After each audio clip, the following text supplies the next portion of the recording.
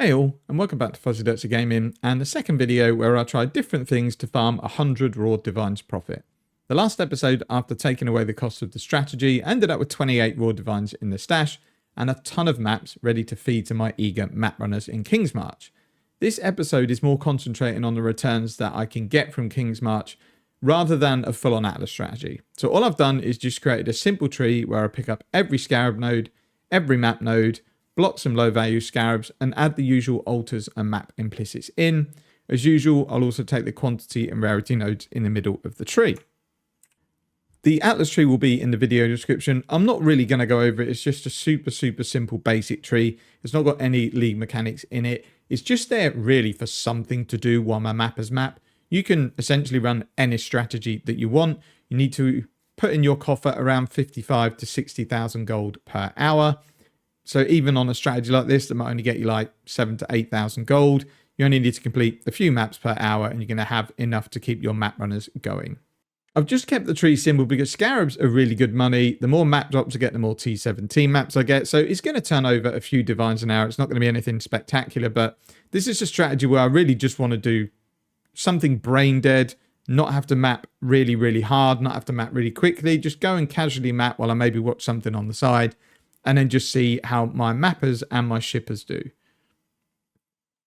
In terms of shipment, I'm not going to keep that stuff separate because it's not really got much of an impetus on shipping. I didn't have any crops when I started the video and started this farming strategy. So essentially, I'm just, whenever I get crops, I'm sending them maybe like every half hour, every hour, and just bringing back small amounts of scarabs, currency, and runes. But overall, it's been about 30 chaos per shipment. So 60 to 90 chaos per hour. So nothing amazing, but considering I don't have to do anything and it doesn't cost anything, it's free currency. And this strat was all about turning my maps that I got in my last episode into currency because I'm not the type of person that sells maps. Again, I'm using my 10 to 12 Divine Smite character that the build guide is linked in the description. So for this strategy, I want to be a skinflint and not spend any money, as all I care about is getting a few T17s to drop, some scarabs, the odd bit of currency, and enough gold for my map runners to never have to stop. The mapping costs on my teams, because they're not fully maxed out level 10s, is about 55k gold an hour if they're properly mapping all of the time. And like I said, that means I don't have to rush mapping. I can do it really casually. As I've already mentioned, you can use any strat you want. Doesn't really matter. You just need to get enough gold to get your mappers going. Now, what I want my mappers to do is to complete 2 map devices full of maps each, which is a total of 96 maps. I'm going to go over my mappers in a minute, as unfortunately I don't play enough to be able to max out all my mappers with level 10s. So this is definitely going to affect the profit and how often they 100% complete a map. The best team I have, I'm going to feed Scoured, Guardian maps and Tough T16s. My second best team are going to do Alk and Go T16s. And then my last team are going to do Scoured T16s. So let's go and have a look over the teams after the strategy, and then we'll go over the loot. I've already taken out 1 load of maps, so I've done my first half, and it got about 4 divines worth of currency, which is mixed, and I'll have to sell something, but overall it should be 3 to 4 divines left at the end. Now, if you were someone that sells maps, you obviously have to take into account that that's 48 maps. So yeah, maybe 2 divines raw profit, but I didn't include my maps in my currency breakdown for the last strat, so for me this is like free. So let's go over the mapping teams. The first team is the one that's got my strongest mappers. Unfortunately, one of them died and I didn't have any replacements higher than level 8, and that massively affected how they completed the maps. So in this one we have 4 level 10s, a level 9 and an 8. It was 4 level 10s and 2 level 9s. So this is the one where I'm feeding my harder red maps and my Scoured Guardian maps. Ideally these want to be under T16 because the completion rate goes down depending on how high the tier is. The T16s are a bit more difficult, so things like Phoenix maps, Chimera maps, they're less likely to fully complete because they are T16s. In my second map device, I've basically got 9s and 8s. These can do out maps and they complete them most of the time, which is nice. Apart from this one, because I ran out of gold, but we'll not worry about that. And then we have this team here that are level 8s from what I remember, so 9s and 8s.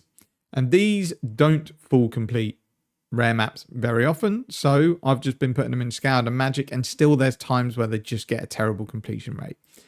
So the first thing I want to mention about mappers, even before we go into the loot, is it is massively beneficial to have all level 10 mappers but it's a massive expense and time sink to do it. You have to use the 22.5k reroll and hope you get a level 10 mapper. Let's say you get one every 5 rerolls, that's 125k gold per mapper. That definitely adds up when you go through all your devices. So for me, I don't love the mappers at all in the setup that I've got. With level 10s, they're probably a little bit better. But anyway, let's go and look through the loot. We'll go and take our last shipment, which is just, yeah, very small shipments regularly. And we got some runes that I don't think are worth anything. A couple of raw chaos. And 2 decent scarabs. I think these are about 10 to 12C each. So easily 30C there. So we'll go and put this in our stash tab. And then I've got this dump here for the stuff I get from my map runners. I've just removed stuff that isn't worth anything, like low oils that I accidentally transferred over. So let's go and see how we're looking. Like, you will get a few divines worth of stuff, but look at how many different things I've already got in here. It's not going to be the funnest thing in the world to liquidate all of that. And then if we look at the actual raw currency, raw chaos is 49, and then I think I've got 1 divine ore. Yeah, so it's nothing to write home about. And for me, it takes too long, but the whole purpose of this was to test it, see if it's something that I enjoy doing. I don't. It might change your mind if I see something like a doctor card or something later on, but at the moment, not loving it. Valdo's puzzle box. I knew I'd get something good as soon as I started bitching and moaning about it. I'm still not sure that's 100% converting me, but at least it's something that's worth currency. Again, I'm not going to bother with all the rare items. It just takes too long, so we'll suspend mapping here. Can we exit the map? We can. And again, get rid of this stuff. So we're on to our last group of mappers, which are our scour and go. So I'm not expecting much from these. Although this was the one that returned the raw divine. And there we go. We've got 4 chisels of avarice. Not bad. So we've got 2 stash tabs. One, which is still called Deli Dump from the last one. This is my shipping rewards and everything I got from mapping. So let's just refresh. And remember, this was a free strategy. This didn't cost me anything because I used all of the maps that was left over from my previous strategy, which I didn't include in the currency. And I've literally just been throwing alchemies on stuff. No chisels, no scarabs, just going. And as you can see, we got pretty lucky. If we just look at our normal loot first, we had 3 Valdo's boxes, which is lucky.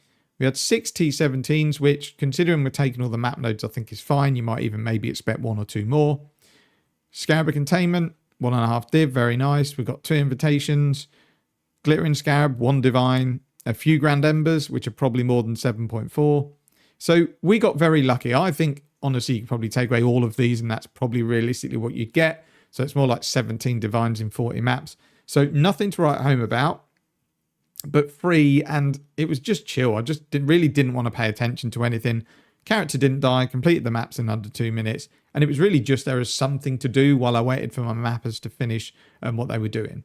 So overall, in terms of the dump tab, 21 divines, take it with a grain of salt, probably slightly less, but as per the last video, once I've got some gold, I'll go and sell everything and we'll look at what's left in the stash tab. In terms of mapping, these are well under 2 minutes a map, and we did 40, but I kind of messed around with my mappers a bit, putting maps here and there. I went and did my shipping fairly regularly. So I think it's absolutely fine to add a minute for every single map and say that these are 3 minutes. So I would say this took 2 hours in total. In fact, let's just go worst case, AFK more, 3 hours to do these 40 maps, and then we'll do the loot based on that. But obviously we'll sell everything first and then see what we're left with, because it might be a lot of the stuff that I've got I just can't be bothered to sell or is difficult to sell. Anything that's like I've got 1 of and it's 1C, I'm probably not going to bother selling that on the exchange. But anything where I'm going to get back a few C for a button click, I'm happy to do. And in terms of the map runners loot, we got pretty lucky with the Valdo's box, but you are going to get things like that. We've ran 97 maps at the end of the day, so it isn't like you're just never going to get this sort of loot back. So we had 1 Valdo's box, 1 Raw Divine, 60 Raw Chaos, an Eldritch Chaos, a Life Force that we can sell pretty easy. These chisels should go for more than 10. A few decent scabs, and then as you get further down, it kind of gets a bit naff. So let's just go and put price threshold per item at something like 2C, just to make it a bit more manageable. So if we then snapshot that, oh, it's not put it down too much actually. I've only lost a little bit. So essentially what this is saying is if your bulk of stuff doesn't come up to 2C, we're not going to include it. And I think there are some things that you would sell, like just because it's easy to do. Like you can instant click 2 catalysts for 2C, the scarabs for a C each, like stuff like that. I'll just do it while I'm in the exchange. But anything lower, I can't really be bothered with. But we're not going to sell everything. Like I won't. Singular scatter reports sell, actually. These probably do as well. So we'll try and sell everything, but I'm not going to make it so that it takes ages to do, because that would be really misleading in terms of this strategy makes this much, but you've got to spend 2 hours on the exchange. And so that's it. This wasn't a strategy video, really. It's more looking at whether I think the Kingsmarch mappers are worth it. And the answer is probably yes, but I think you need a minimum of 8s and 9s to make it worthwhile. So I've now finished selling up all of my loot.